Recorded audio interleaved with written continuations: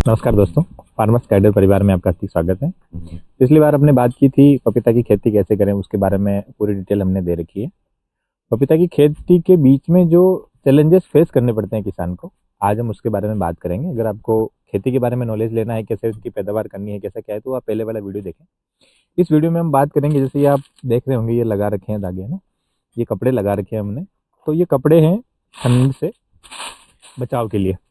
सर्दियों के टाइम पे क्या होता है कि जैसे आप ये देख पा रहे होंगे, पपीता है, इसके ऊपर ये दाने दाने टाइप से आने लग जाते हैं। तो ये सर्दी की वजह से क्या है, इसका कच्चे पपीता होते हैं, इनका दूध बाहर आने लग जाता है इसमें, तो वो पपीता खराब हो जाता है, उसके ऊपर दाग लग जाते हैं, तो वो मार्केट में बिकता नहीं है। इसकी वजह से इस ठंडी का हमें प्रोटेक्शन के लिए ये कपड़े हमने लगा रखे हैं। हर बगीचे में ऐसे हर पौधे के ऊपर लगाना है इनको। आप देख रहे होंगे जैसे ये पपीते वगैरह कभी टूट जाते हैं, कभी गिर जाते हैं, जैसे ये पौधा गिर गया पूरा। तो ये चीज़ें बहुत ज़्यादा होती रहती है। जब आप बड़ा प्लांट लगाते हैं ना, तो उसमें ये सब चीज़ें होती हैं। इनमें बहुत सारे पपीते ख़राब भी होते हैं, बहुत सारे ये भी होते हैं।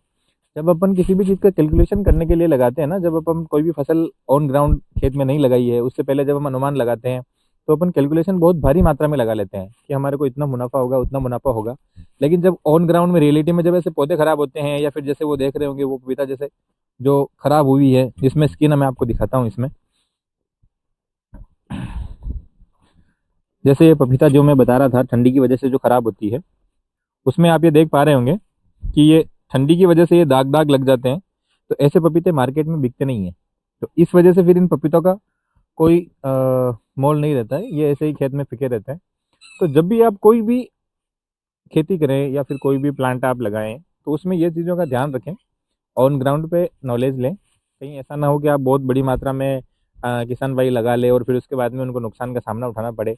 अभी जो हमें चुनौतियाँ जो सबसे बड़ी फेस करनी पड़ रही है, वो सबसे मेन ये है कि यहाँ से जो ट्रांसपोर्ट है, हमारे यहाँ से मंडी बहुत दूर है, 50 किलोमीटर समथिंग है। तो वो ट्रांसपोर्ट का जो किराया है, वो बहुत महंगा पड़ जाता है आदमी को, है ना। तो वो सब चीज़ें हैं जो आपको ध्यान में रखनी है, और इसी तरीके से आपको चीज़ों को समझ समझ के करना है, ताकि आप इनका बचाव कर सकें, पपीता को अच्छी तरीके से इनकी केयर कर सकें। यही चीज़ें हैं जो आपको ध्यान में रखनी है। जैसा मैंने पिछले वीडियो में बताया था कि एक एवरेज पौधे का जो वेट आपको लेना है पपीता निकालने का, वो 50 kg लेना है। तो अब आप समझ पा रहे होंगे कि मैंने 50 kg क्यों बोला था, क्योंकि बहुत सारे यूट्यूबर्स हैं या बहुत सारे जो लोग हैं वो बोलते हैं हमारे 1 कुंटल निकल गई, 1.5 कुंटल निकल गई। अच्छी बात है, मैं नहीं कह रहा कि नहीं निकलती है, निकलती है। जैसे इसमें है पौधे, इसमें बहुत सारी पपीता हमने तुड़ाव कर ली है। उसके अलावा जो ये वेज है, इसमें सारी पपीता आप देखोगे तो ये 1 कुंटल के लगभग हो जाएगी, इसमें कोई वो नहीं है। पर बात ये है कि जस्ट इसके पास में एक ये पौधा है, एक नज़र इसके ऊपर भी डालिए आप। इसके 5 से 7 पपीता लगे हुए हैं, है ना, कुछ पपीते टूटे होंगे। तो इसमें तो नहीं निकलेगा 1 कुंटल। तो जब आप अप्रोक्स करोगे तो 50 किलो आएगा। और जब जैसा कि आपने देखा कि इतने पौधे जो पपीते टूट के गिर जाते हैं या सड़ जाते हैं, तो आप उनका अनुमान भी लगाइए। वो चीज़ें जो फिकेगी, वो भी तो आपके खेत में से ही निकलेगा ना पपीता।